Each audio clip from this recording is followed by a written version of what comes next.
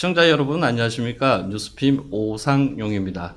오늘도 스튜디오에는 목대균 KCGI 자산운용 대표님 나와 계십니다. 안녕하십니까 대표님? 네, 안녕하십니까? 예, 한 달이라는 시간이 금방 갑니다. 네, 너무 빨리 가는 것 같습니다. 너무 빨리 갑니다. 우리 언제 또 한 달이 오나 했더니만은 또 8월도 후딱 갔고요. 네. 8월 한 달도 시장이 좀 되게 재미났어요. 우리 저번에 이제 말씀 주실 때 약간 AI나 이런 쪽에서 좀 많이 올랐던 걸 한번 조정 있을 수 있으니 약간 물량 줄이고 가자 하셨는데, 진짜로 그 말씀하신 대로 그런 좀 분위기였습니다. 뭐 아마 3개월 정도 뷰는 네. 조금 보수적이었죠. 네네. 예, 아무래도 그 9월 달을 갖다 맞이하고 있기 때문에 예, 맞습니다. 역사적으로 보면 9월 달이 조금 상대적으로 부진했거든요. 네.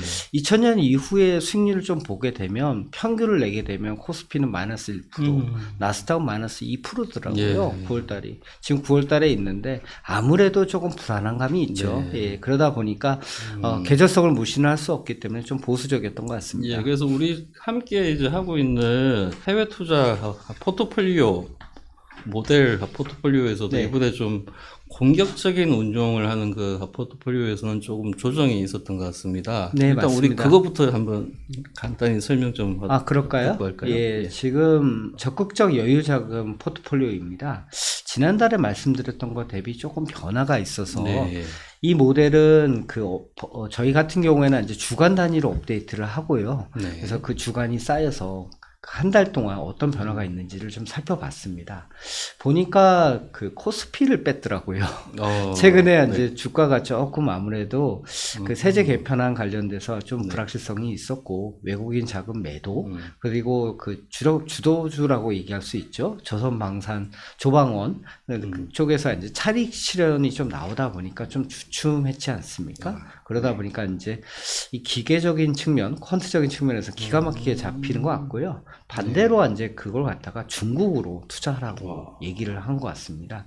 네. 중국 요새 상해 지수 같은 경우에 10년 만에 최고치를 뚫고 올라가고 있는 상황이다 보니까 투자 센티멘트 같은 경우에는 뭐 아직 뭐 투자자분들 특히 한국 분들은 조금 보수적이신 것 같아요. 중국에 대해서. 근데 글로벌로 보다 보면 눈에 띄는 증시 중에 좀 하나인 거죠. 예. 그러다 보니까 여기에 대해서 궁금증이 투자자들 사이에는 많은 것 같습니다. 네. 그다음에 이제 우리 좀 이제 이슈들 하나씩 좀 이제 짚어볼 텐데요. 네네. 아무래도 연준 이야기도 좀 해야 되고 네. 요즘에 이제 AI가 이거 더 갈 수 있는가 이미 다 많이 왔는가 뭐 이런 좀 이야기도 많습니다. 그 네. 부분도 역시 이제 함께 짚어보도록 하겠습니다. 네네. 우리 먼저 연준 이야기 간단하게 네. 할까요? 네. 지금 이번 주 같은 경우는 고용 지표를 갖다가 앞두고 있습니다. 다음 주 같은 경우에는 이제 CPI 물가 지수가 이제 곧 나올 것 같은데 지난번에 잭슨홀에서 이제 파월 의장이 약간 스탠스를 바꿨죠. 7월 달에 고용 지표를 보고 7월 달에 이제 생산자 물가 지수, 이제 소비자 물가 지수를 봤더니만 조금 고용의 하방 위험이 증가한 겁니다. 네. 그러다 보니까 이거 조금 안 좋은데 더구나 이제 물가 지표 같은 경우에는 또 올라가고 있어서 이제 딜레마에 빠진 거죠. 물가 안정을 하고 고용을 갖다 최대치로 하자 그러니 두 개가 이제 양립되는 목적인데 파월 같은 경우에는 이번에 고용에 대한 부담감을 갖다가 어느 정도 의식한 듯 앞으로 봤을 경우에는 조금 금리 인하를 할 수 있다라는 얘기를 좀 했습니다. 메이라고 했더라고요. 메이. 네. 영어로 할 수도 있다라고 네. 좀 또 약간 맞습니다. 그러다 보니까 이제 금리 인하를 시작할 준비가 된 것 같다. 네. 그래서 9월달 FOMC 같은 경우는 지금 대세가 금리를 인하하지 않겠냐, 네. 25bp 보험성 인하를 할 것이다라고 지금 얘기를 하는 것 같습니다. 그리고 아무튼 이번 주에 뭐 고용 지표 나올 것 같은데 네. 그 조금 뭐 어떤 데이터는 봐야 되겠지만 애널리스트 예상치는 이전보다는 악화되는 게 네. 계속적으로 지속되지 않느냐. 그런 얘기를 좀 하고 있는 것 같습니다.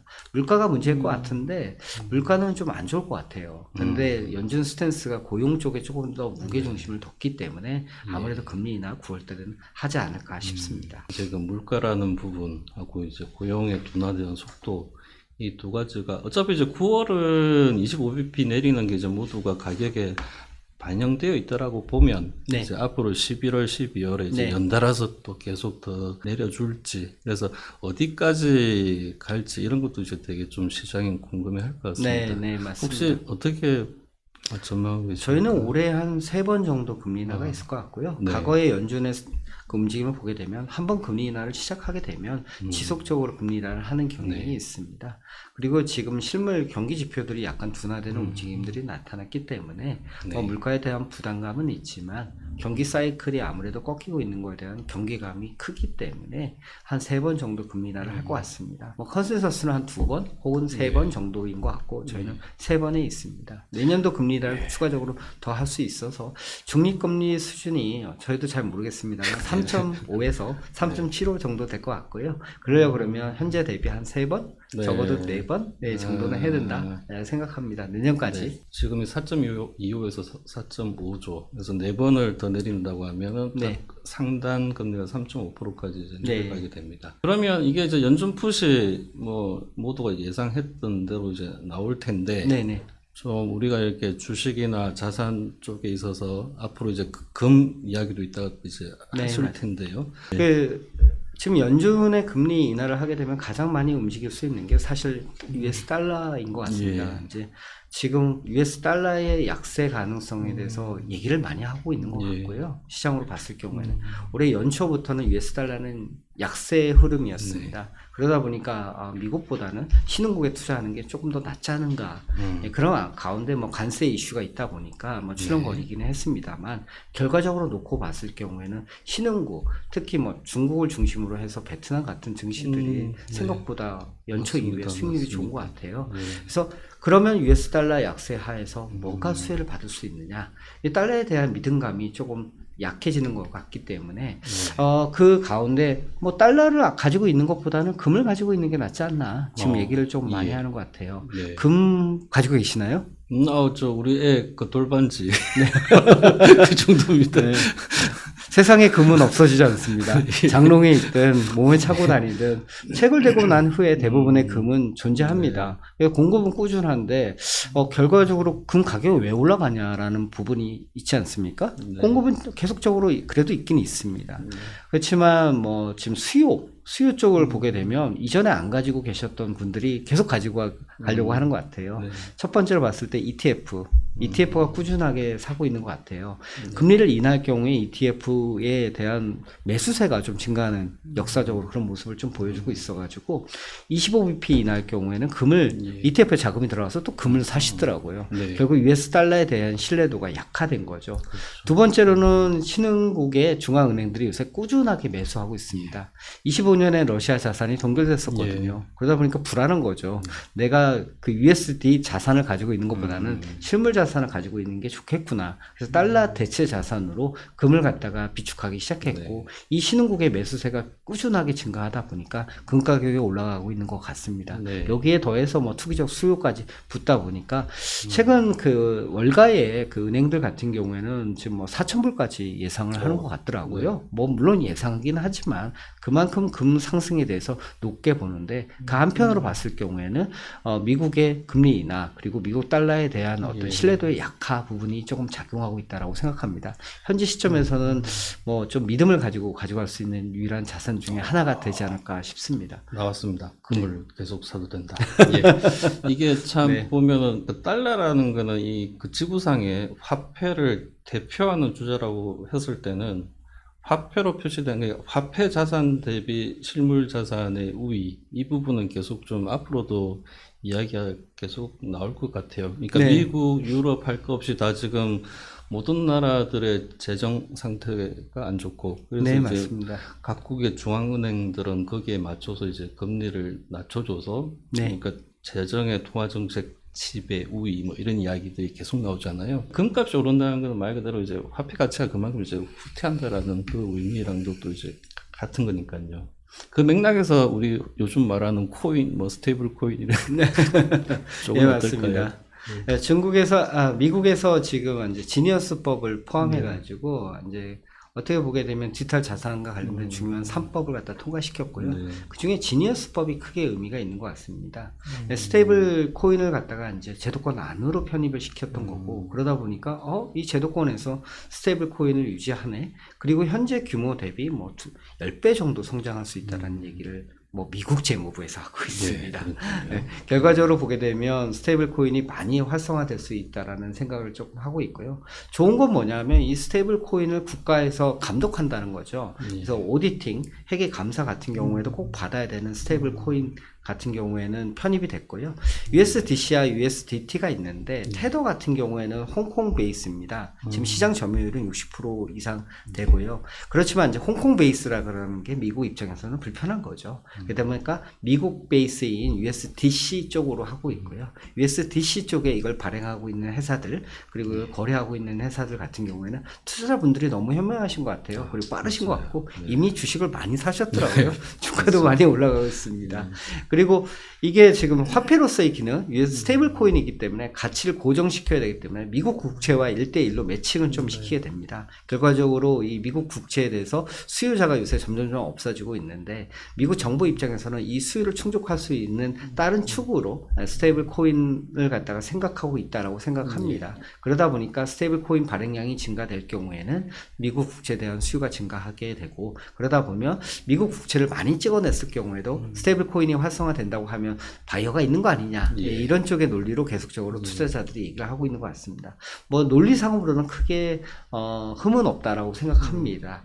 다만 이제 좀 그 비관적인 의견도 좀 들어봐야 된다라고 생각하는데 그 스테이블 코인을 하고 이제 국채는 연동이 되게 되지 않겠습니까? 일대에 매칭이 되니까 국채 스테이블 코인 찍어내는 만큼 이제 국채를 사가지고 1대1로 가지고 있어라 라는 부분인데 만약에 스테이블 코인 쪽에 대해서 뭔가 이벤트가 생겨가지고 스테이블 코인을 매도해야 되는 상황이 갑작스럽게 발생한다고 하면 국채 시장의 변동성 요인으로 작용할 수밖에 없습니다. 그런 부분에 대해서 이제 조금 경계하고 있는 거죠. 그리고 또 한 스테이블 코인 같은 경우에 이걸 사기 위해서 한국에 있는 자금 혹은 미국에 있는 은행 예금이 빠져나가는 거 아니냐라는 부분이 좀 있습니다. 그래도 은행 예금 같은 경우는 예금자 보호법에 대해서 보호를 받고 있기 때문에 상대적으로 안정적이라는 장점이 조금 있기 때문에 제한적일 수 있다라는 얘기도 조금 있습니다. 그렇지만 뭐 그 국채 시장의 변동성 확대 요인으로 작용할 수 있다는 부분은 조금 생각을 해야 될 것 같습니다. 다만 뭐 제가 말씀드리고 싶은 거는 디지털 자산에 대한 그 투자자들의 요새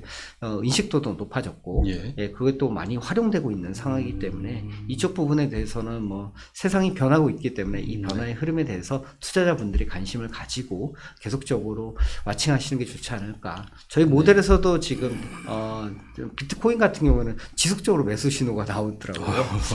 그러다 보니까 일정 자산의 10%는 안 되지만 그 정도를 갖다가 모델에서 계속 가져가고 있습니다. 스테이블 코인은 아직 우리가 돈이 크게 한번 빠져본 적은 없지만 그렇다고 해서 이게 돈이 크게 빠질 거라고 예상하기에는 지금 계속 성장 단계 초입인 것 같아요. 그래서 그런 부분에서는 계속 스테이블 코인 그 발행사 주식이라든가 뭐 관련된 그런 섹터들을 계속 유념해서 볼 필요가 있을 것 같기도 하고요. 아까 말씀하셨던 금 관련해서는 금강주도 또 우리가 좀 이제 한 번씩 뭐 유념해서 보실 필요도 있을 것 같긴 합니다. 혹시 금강주는 투자를 제가 많이 했는데 승률은 높지가 않습니다. 그렇습니다. 금에 대한 베타 플레이라고 좀 생각하시면 되는데 금을 갖다가 뭐 채굴 한다고 해서 100% 금을 채굴 하지도 않고 그 강구의 생산성이나 비용이 또 그런 부분을 고려하게 되면 또 다릅니다. 그래서 금 가격이 올라갈 때는 채굴을 또 일정 부분 가지고 있고 그렇기 때문에 주가 측면에서는 이제 조금 하이베타 측면일 것 같은데요.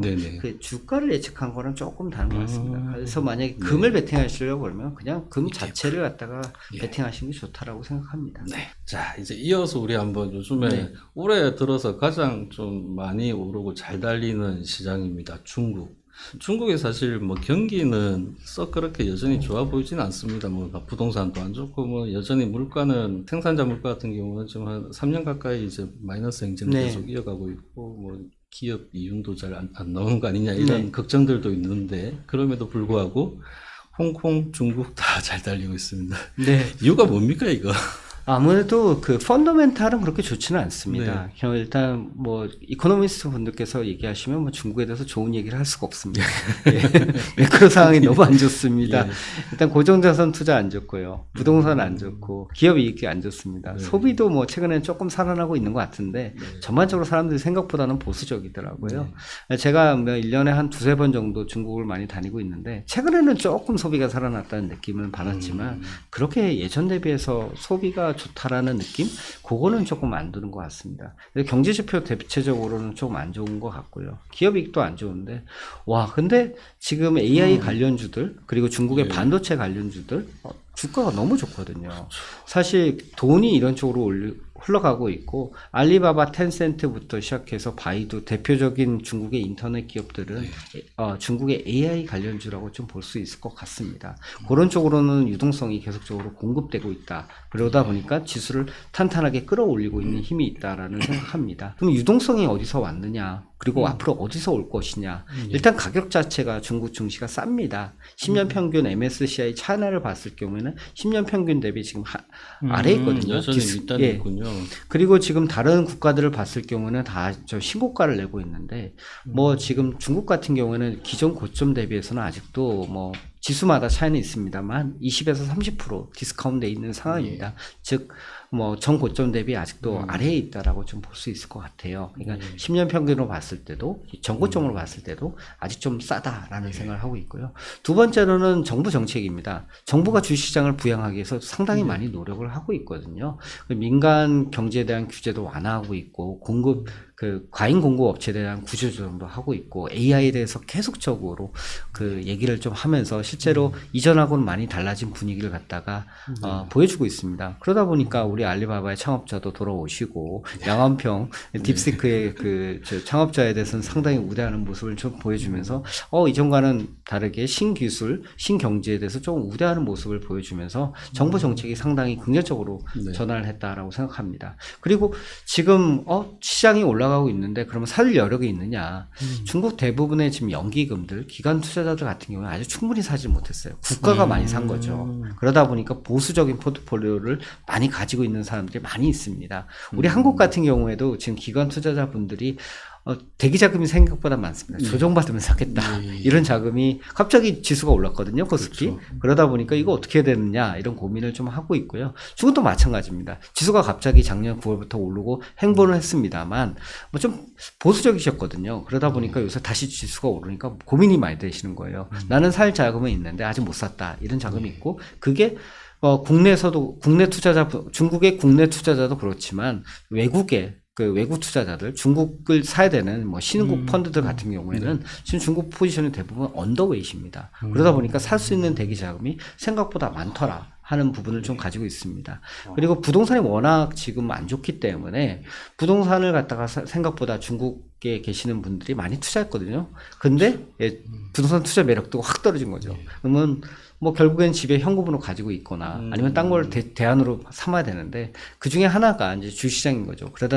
그러다 보니까 부동산을 안 썼던 자금이 일부가 지금 주시장으로 유입이 되고 있습니다. 그러다 보니 유동성 랠리를 보여주고 있다라고 생각합니다. 이 유동성 랠리의 중심에는 이제 AI 플러스 AI 반도체 회사들이 많이 포진이 돼 있는 거죠. 사실 중국 하면은 2015년도 그 버블 터지기 이전까지 보면은 일반 개인들의 투자 열풍도 또 상당했고, 마진을 일으켜가지고 이렇게 빚내서 주식 사는 그런 그래도 굉장히 화랑이었는데, 아직 그렇게 일반 개인들이 엄청 몰려든 거는 아닙니다. 예, 과거의 고점 대비해서 이제 투자 심리도를 놓고 봤을 경우에 말씀드렸던 여러 지표들을 놓고 봤을 경우에는 아직 한참 못 미친다고 생각합니다. 이게 뜨겁지 않다.